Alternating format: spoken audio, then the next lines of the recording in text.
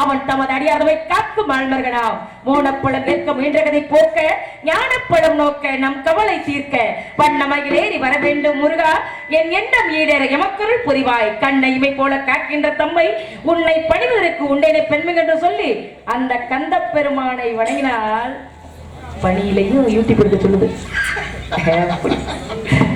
துரைராஜ் மாமா அவர்களை பாராட்டி திருவேலன்குடி இளைஞர்கள் மாலையிட்டான்பட்டி அருமை மாப்பிள்ளைகள் சார்பாக எனக்காக ரூபாய் 101 பரிசாக வழங்கியுள்ளார்கள். பரிசுகளை வாரி வழங்கிய அன்பு சொந்தங்களுக்கு கலைக்குழுவின் சார்பாக நன்றி நன்றி வணக்கம். எவ்வளவு பெரிய தொழிலாளி நீங்க காரைக்குடியிலே ஒன்னா நம்பர்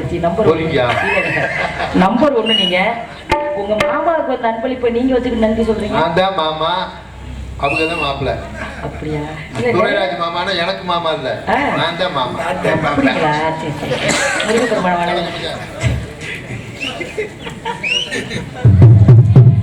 வருவாண்டி தருவாண்டி மலையாண்டி வருவாண்டி தருவாண்டி மலையாண்டி மலடி மலையாண்டி வருவோர்க்கு வரம் இங்கு வருவாண்டி வருவோர்க்கு வரம் இங்கு வருவாண்டி அவன் தாண்டி வருவாண்டி தருவாண்டி மலையாண்டி மலடி மலையாண்டி.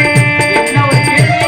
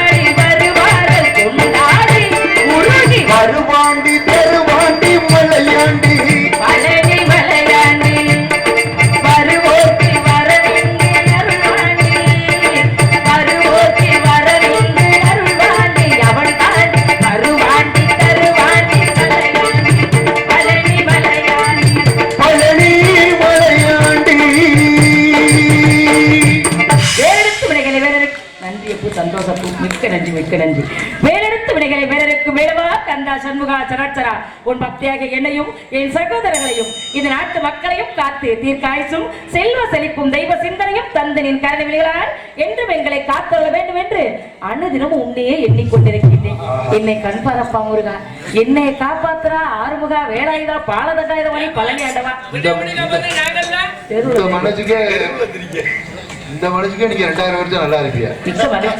என்ன மயில்டு நீங்க மட்டும் நல்லா இருக்கணும்னா எல்லாரும் நல்லா இருக்கணும், ஊட நம்ம நான் நல்லா இருக்கணும்னு முருகன் கிட்ட கேட்டேன். மத்தவங்க கெட்டு போகணும்னு நான் கேட்கலீங்களே. ஏன் என்ன எல்லாம் தப்பு தப்பாவே நினைக்கிறீங்க? ஏன் அப்படி பேச கேக்குறீங்க? எல்லாம் நல்லா இருக்கணும் பொதுப்படையா கேட்க வேண்டியது. அப்படி நான் கேட்கறது என்ன சட்டம் இருக்கு? எல்லாரும் நல்லா இருக்கிறதுனால ஒரு நாடகத்தை வச்சு நம்மள 10 பேரை கூட்டியாந்துருக்காங்க. நீங்க வேற அவங்க எல்லாம் கும்பிட்டுட்டதுக்கு அப்புறம் தான் நம்மளே கூட்டியாந்துருக்காங்க. ஓ அப்படியா? இருந்தாலும் உங்க சார்பா அந்த இடத்துக்கு கூட்டியாண்டாங்க, நீங்க சேர்த்து வேண்டும்ங்கிறீங்க. கேட்கறதுல நியாயமான விஷயம் தான். அதுக்கு ஒரு காரணம் இருக்கு. என்னை காப்பாத்துனா நான் ஒரே ஒரு விஷயத்துக்கு ரொம்ப பயப்படுவேன். இருட்டுக்குள்ள போயிட்டு வானா கூட எத்தனை மணியா இருந்தாலும் போயிட்டு வந்துருவேன்.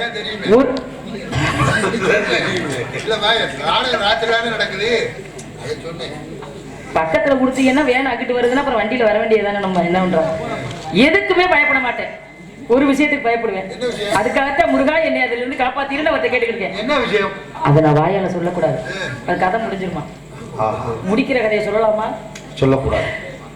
யூடியூப் சேனல் எடுத்துக்கொண்டிருக்கும் சுபா தங்கராஜ் அண்ணா என்னம்மா அண்ணார் அவர்களுக்கு கவரேஜ் எடுத்துக்கொண்டிருக்கும் என் சகோதரர் கலைமூர்த்தி அவர்களுக்கும் எங்களது கலை குடும்பத்தின் சார்பாக நன்றி நன்றிகள் வணக்கம். இன்னொரு விஷயம் கண்டிப்பா பதிவடி ஆகணும்.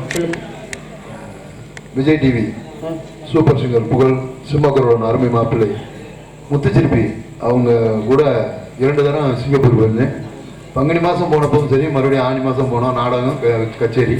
இப்படி நாங்கள் 2 முறை போயிருக்கப்பவும் அருமை அண்ணன் தங்கராஜனை வந்திருந்து நிறைய ஆதரவு.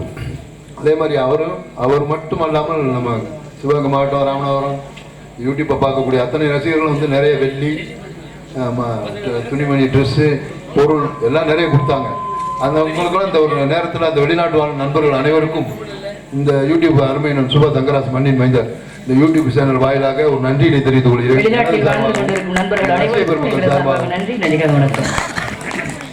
அதனால முருகன் கிட்ட கேட்கிறேன், உங்களுக்கு எந்த பிரச்சனையும் இல்லைங்க. எனக்கு ஏற்கனவே பிரச்சனை இருக்கு. இந்த பிரச்சனையை தீர்த்து வைக்கிறதுனா முருகா முருகா அவர்கிட்ட கேட்டுட்டு இருக்கேன். பிரச்சனை உள்ள ஆளுங்க என்னோட வாங்க, பிரச்சனை இல்லைங்கிறதெல்லாம் பேசாம இருங்க. அந்த பிரச்சனை இந்த பாட்டுக்கு அப்புறம் தான் சொல்லுவேன். உடனே கதையை சொல்றீங்களே என்ன நீங்க? குங்குமநாயகி மங்கள சுந்தரி மதுரை மீனாட்சி பல்லவ நாட்டில் நல்லரு காட்டிடும் காஞ்சி காமாட்சி குங்குமநாயகி மங்கள சுந்தரி மதுரை மீனாட்சி பல்லவ நாட்டில் நல்லரு காட்டிடும் காஞ்சி காமாட்சி காஞ்சி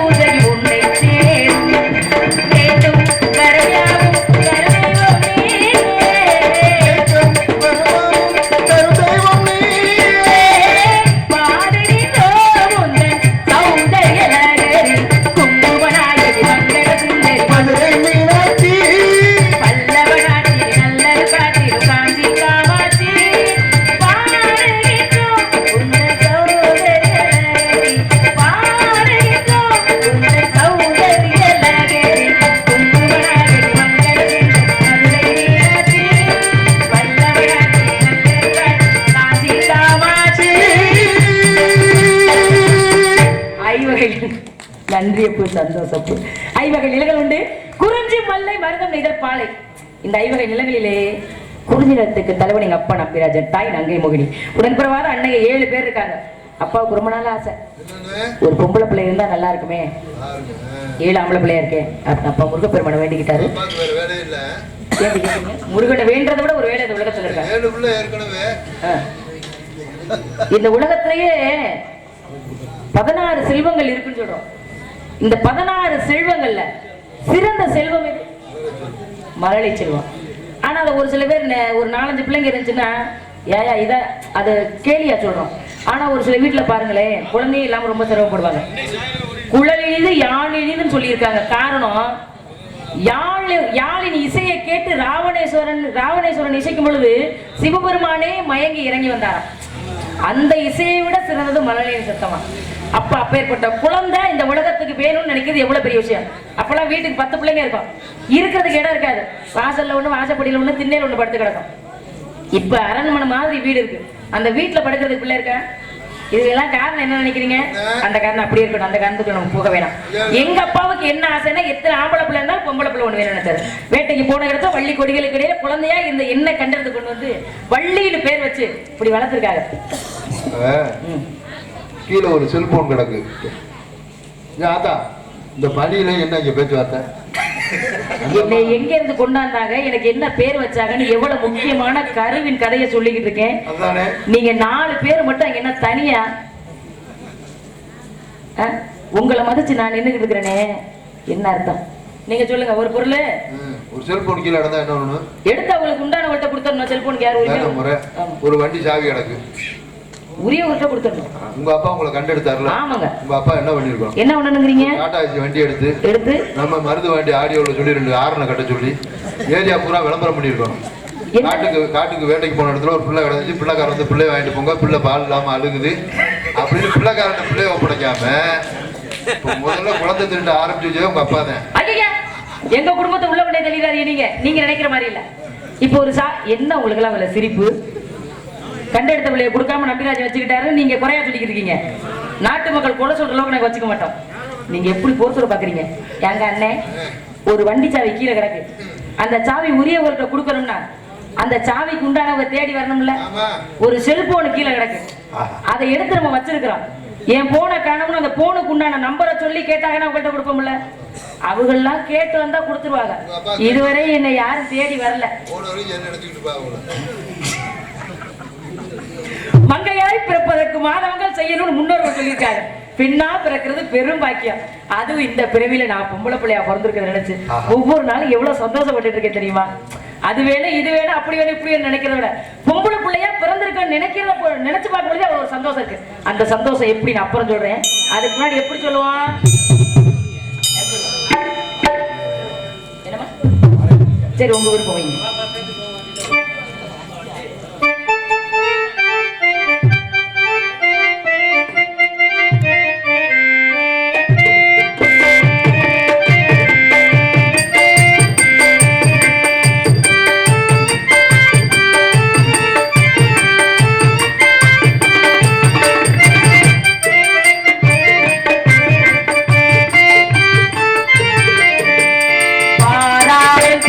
வாராயோ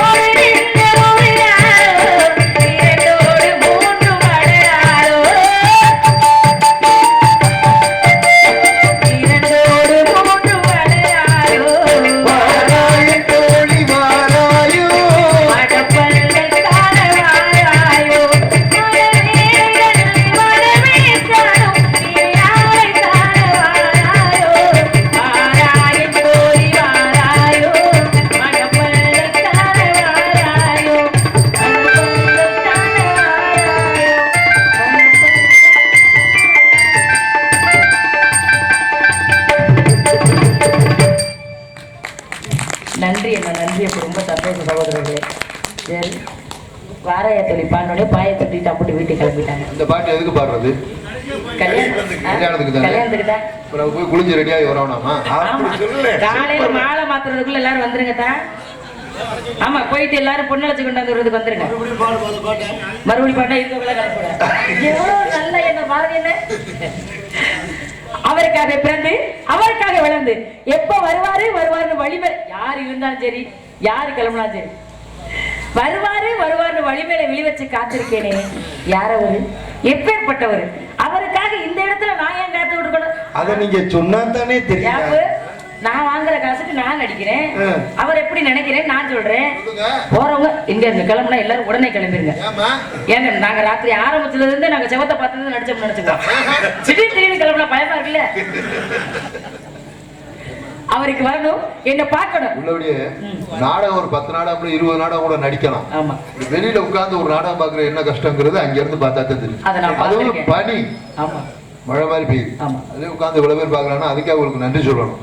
அவருக்கு என்ன சொல்ல வர்றாரு? பணியில உட்கார்ந்து பாக்காதீங்க எல்லாரும் இப்படி கலையரங்கத்துல வாங்க. அதைத்தான் சொல்றேன். நீங்க சங்கடம் பண்ண வாங்க எல்லாரும் ஒன்னா உட்கார்ந்துருப்பாங்க. அவருக்கு வரணும் என்ன பார்க்கணும். திருமணம்னு ஒண்ணு நடந்துச்சுன்னா என் மனசுக்குள்ள நினைச்சுக்கிட்டு இருக்க அவருக்கு எனக்கு தான் நடக்கணும். ஆனா அவருக்கு யாருமே பார்த்து தூது சொல்ல போக மாட்டேங்கிறாங்க. நீங்க வேற அழகு அழகு அப்படி ஒரு அழகு தொட்டு இப்படி பொட்டு வச்சுக்கலாம்னா பாருங்களேன். என்ன உண்மையான விஷயம். முதல்ல காதல் வரும்பொழுது எல்லாம் ஆர்வமா இருக்கும். கொஞ்ச நாள் ஆயிரத்துல நடவடிக்கைகள்லாம் மாறிடும். நீங்க சொல்ற அந்த விஷயம் தானே நானும் அதான் சொல்ல வரேன். எங்க காதல் அப்படி கிடையாது. காதல்னா எப்படி காதல்? காதலாகி கசிந்துருகி கண்ணீர் மழிகின்னு மாணிக்க வாசகர் சிவபெருமான பார்த்து எப்படி காதல்னு சொன்னாரோ ஆவடையார் கோயில்ல புண்ணுடுவேன். திருப்பரந்துரைங்கிற ஆவடையார் கோயில்ல காளையார் கோயில்ல நீங்க அங்க எப்படி சிவபெருமான் மேல அவர் காதல் கொண்டாரோ அதே போல நான் மனசுக்குள்ள நினைச்சுக்கிட்டு இருக்க அவர் மேல காதல் வச்சிருக்கேன். 5 வயசுல பிறந்த இந்த பூமியில எப்ப நான் கீழே விழுந்தனோ அப்பவே அவர் பேரை சொல்லிட்டேன். இத்தனை வயசு வரைக்கும் மாறல. இனிமே மாறுங்கிறீங்க? இனி மாறாது. மாற வாய்ப்பு இல்ல. அவரே என்னை தேடி வந்து வாவள்ளி உன்னை கூட்டிட்டு போறேன்னு அவர் வாயை திறந்து சொல்லணும். இல்லைன்னா நான்லாம் பைத்தியம் ஆக மாட்டேன். அந்த மனுஷனை பைத்தியம் ஆக்கிற வேண்டியதான். அதுக்காக ஒரே ஒரு தடவை நீங்க ஒரு தடவை தூது போய் சொல்லிட்டு வாங்க மாமாவை பார்த்து. உயிர் நண்பரா இருந்தீங்க தூது போக பயப்படுறீங்களப்பா. சரி என் மனசுல எப்படி நினைச்சுக்கிட்டீங்க நான் சொல்றேன் விடுங்க.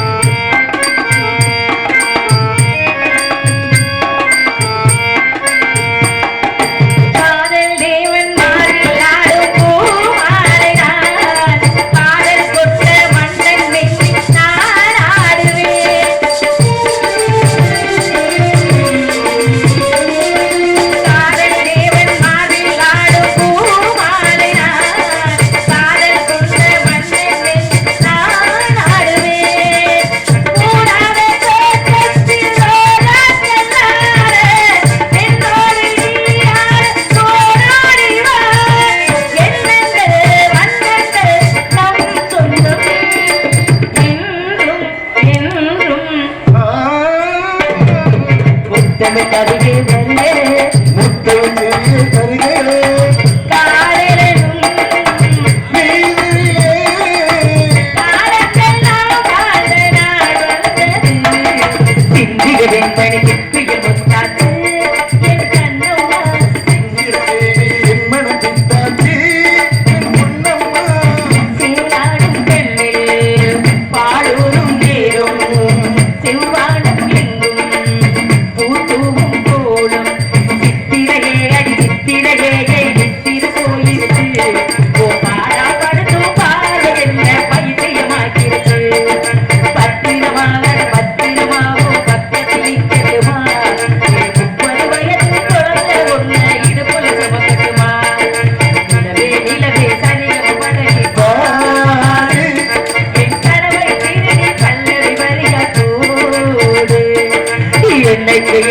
இன்னைக்கு உண்டிட்டாத எப்போ வந்தாலும் அப்போ கல்யாண பூச உன்னைக்குள் ஒன்றாக நின்றாடே சாமி ஏ கண்ணுக்கு முன்னாலே சாமி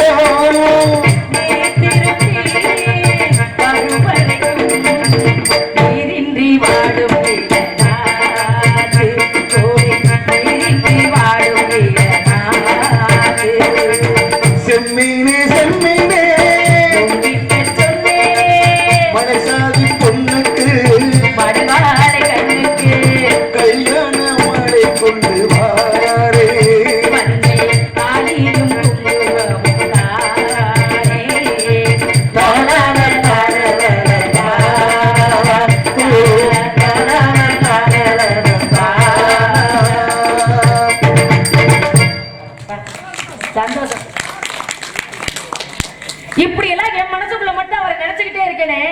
மங்கையராய் பிறப்பதற்கு மாதவங்கள் செய்யறது முன்னோர்கள் சொன்னாங்கன்னு சொன்னேன். எப்பா கலைமூர்த்தி, பொம்பளை பிள்ளையா பிறக்கிறது பெரும்பாக்கியம். உண்மையாவே சொல்றேன். இந்த உலகத்துல எத்தனை பிறவி இருந்தாலும் பொம்பளை பிள்ளையா பிறக்கணும். அதுக்கு ஒரே ஒரு காரணம் தான். ஒரு தடவை பொம்பளை பிள்ளையா பிறக்கணும்னா அதுக்கு பல வருஷம் நம்ம முன்னோர்கள் புண்ணியம் பண்ணியிருக்கணுமா, அப்பதான் பொம்பளை பிள்ளை இந்த வீட்டுல பிறக்குமா அப்படின்னு பெரியவங்க சொல்லியிருக்காங்க. பெண்ணா பிறக்கிறது மட்டும் கிடையாது, பொம்பளை பிள்ளைங்க தான் இப்படி வளரணும், அப்படி வாழணும், இப்படி நடந்துக்கணும்னு ஒரு பக்குவப்படுத்துவாங்க. ஆம்பளை பிள்ளைங்க அப்படி படுத்த மாட்டாங்க. அது காரணம் என்ன தெரியுமா? ஆம்பளை பிள்ளை எப்படி வேணாலும் வரலாம்டா, அது ஆம்பளை பிள்ளைடா, அவனுக்கு என்னடா அப்படின்னு சொல்லிடுவாங்க. பொம்பளை பிள்ளைங்களுக்கு மட்டும் ஏன் அப்படி சொல்லியிருக்காங்க? பொம்பளை பிள்ளைங்களுக்கு ஏன் அப்படி சொல்லியிருக்காங்க அப்படின்னா, ஒரு பொம்பளை பிள்ளை ஒரு குடும்பத்துல தலை குனிஞ்சு பக்குவமா மரியாதையா நடந்துக்குச்சுன்னா அது பரம்பரையவே சொல்லுவாங்களா. ஆத்தாடி அவங்க பரம்பரையில ஒரு பொம்பளை பிள்ளை இருந்துச்சுடா, இன்ன வரைக்கும் அது பேர் மறையல. அப்படிப்பட்ட பிள்ளை பாரு. ஆம்பளை பிள்ளை எப்படி வேணாலும் திருச்சிட்டு சபையில போய் உட்காந்தா அடங்க ஆம்பளை எப்படி வேணாலும் திருவேன்னு சொல்றாங்க. ஆம்பளை பிள்ளை 10 பேர் மரியாதையா இருக்கணும்னா வீட்டுல ஒரு பொம்பளை பிள்ளை மரியாதையா இருந்தா அந்த 10 பேருக்கு மரியாதை வந்துடும். கண்டிப்பா 10 பேர் நல்லவங்களா இருந்து பொம்பளை பிள்ளை நன்றி அப்போ 10 பேர் நல்ல ஆம்பளையா இருந்து அந்த ஒரு பொம்பளை பிள்ளை சரியில்லைன்னு வச்சுக்கோங்க, 10 பேர் என்ன பண்றது? அதனாலதான் பொம்பளை பிள்ளைங்களை இப்படி இருக்கணும் அப்படி இருக்கணும் சொல்லி வளர்க்கறாங்க. எங்க அம்மா அப்படித்தாப்பா சொல்லியிருக்காங்க. பார்த்தோன்னு ஒரு பொண்ணை பார்த்தா இந்த வருவர் பஸ் மாதிரி ஆமா அப்படின்னு சொல்லணும். இந்த போகுது பாரு அப்படி சொல்லக்கூடாது. அப்ப அதனால எங்க அம்மா சொன்னதுனாலதான் நான் நினைச்சேன். எத்தனை லிட்டரு இந்த பிறவி மட்டும் இல்ல, வாய்ப்பு இல்ல, இந்த பிறவி மட்டும் இல்ல, இன்னும் எத்தனை பிறவி இருந்தாலும் அதுலயே பொம்பளை பிள்ளையாத்தான் பிறக்கணும். அப்படியே பொம்பளை பிள்ளையா பிறந்தாலும் இப்ப எப்படி நாடகக்கார பிள்ளையா நான் பிறந்திருக்கணும், அதே மாதிரி நாடகக்கார பிள்ளையாத்தான் பிறக்கணும். அப்படி ஒரு ஆசை மனசுக்குள்ள. அதுக்கும் காரணம் உங்களை மாதிரி ரசிகர்கள் தான். இவங்கெல்லாம் இப்படி நடிக்கணுமா அப்படி பண்ணணுமா அப்படி சொல்லும் பொழுது இப்ப நம்மளாம் வீட்லயே இருந்திருந்தோம்னா 4 பேருக்கு தெரியுமா? தெரிய மாட்டோம்.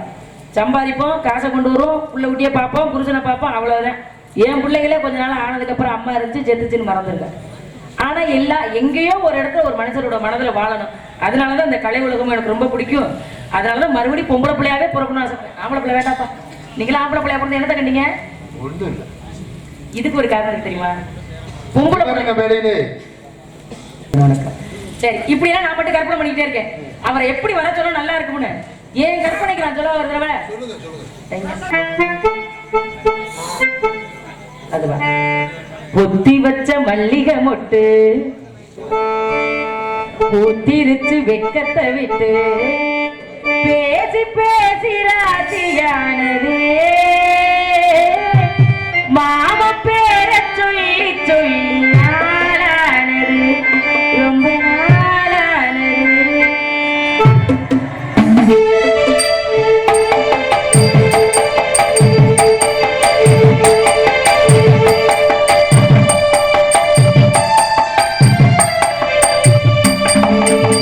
பொத்தி வச்ச மல்லிகை மொட்டு பூத்திருச்சு வெக்கத்தை விட்டு பேசி பேசி ராசியானது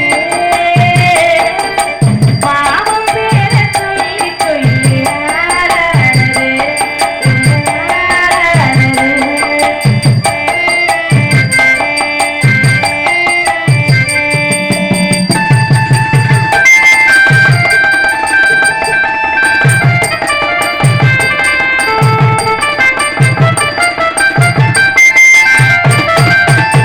மாலையில காத்து அள்ளி இருக்கு தாலி செய்ய நேத்து சொல்லி இருக்கு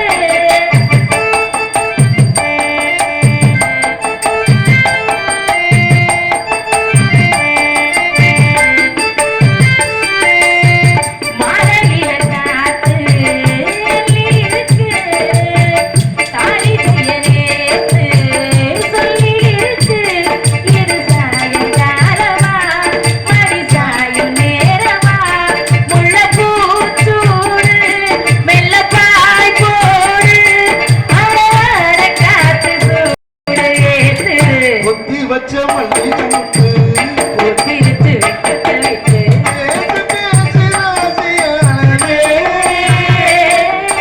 மாமா பேர சொல்லி சொல்லி ஆளானது ரொம்ப நாளானது.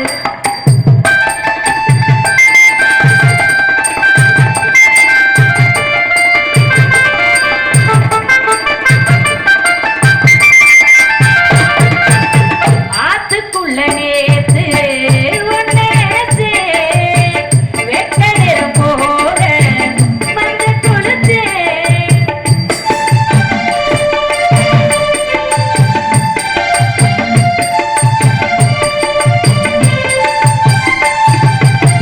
ஆத்துக்குள்ள நேத்து ஒன்ன நினைச்சே வெட்ட நிறம் போட மஞ்ச குளிச்சே அட வளர்ந்து வாட்டவா இல்ல முதுகு தேய்க்கவா, அது கூடாது இருக்காது சின்ன காம்புதான பூவத்தாது பொத்தி வச்ச மல்லிகை